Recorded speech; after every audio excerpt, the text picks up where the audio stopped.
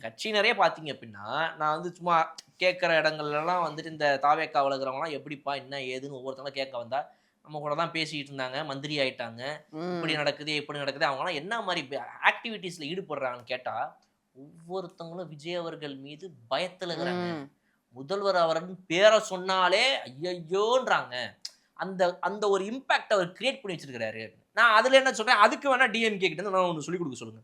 கட்சியுடைய தலைவர், முதல்வர்ன்னு இருந்தாலும், "ஆ என்ன அவன்?